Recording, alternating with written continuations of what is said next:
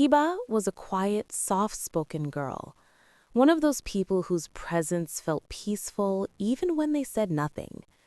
She had grown up in a home where her mother often reminded her, "Beta, dil ko hamesha Allah se bandh kar rakho. Log badal jate hain." And Hiba believed in that. She truly did. She prayed on time, kept her circle small, and focused on her studies. Love, relationships, and attachments were things she only heard about from friends or saw in dramas, never something she imagined happening to her. She thought her heart was safe, protected. But life has a way of surprising even the most cautious hearts. The beginning, when a heart recognizes something it never expected. It started so simply, so quietly, that even Hiba didn't realize it in the beginning. There was a boy in her university, Hamza. He wasn't someone extraordinary, not the loud type, not the popular one, but he had something else, something rare, a calmness, a sincerity, a way of speaking that made others feel valued. Hiba noticed him on random days, when he helped an elderly guard carry water bottles, when he greeted teachers respectfully, when he lowered his gaze around girls, and when he spoke about dreams, but also about Dean. He didn't even know she existed. But slowly, Hiba's heart began to feel something she had never felt before, and she hated to admit it. Not because he was wrong, but because she knew love, when uncontrolled, can test even the strongest iman.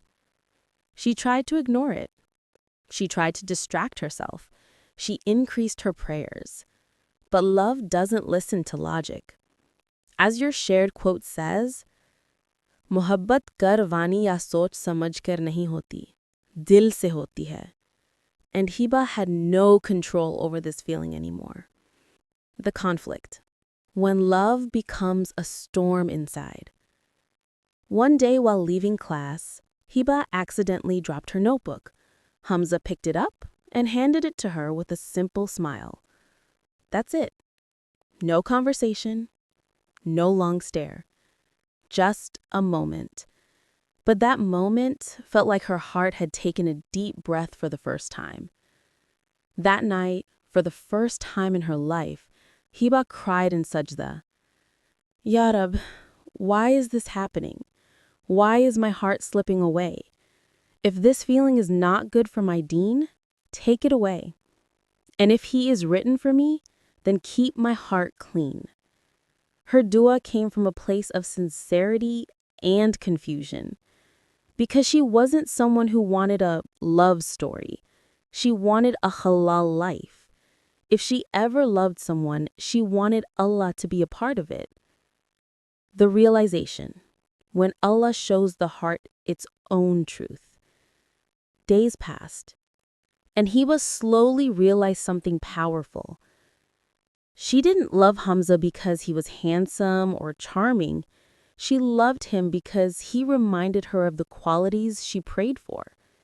His kindness inspired her. His decency felt safe. His character felt familiar, like something her soul recognized. But she kept her distance. She lowered her gaze. She didn't stalk his social media.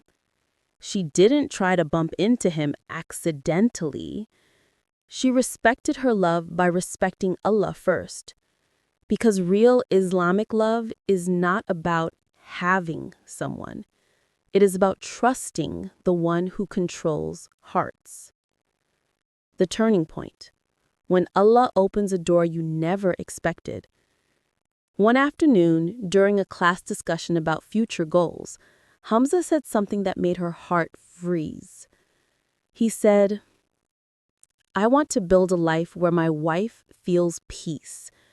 I want a home where Allah is remembered first." Hiba didn't react. She didn't look up, but her heart trembled. Not because he said something romantic, but because that was her dream too.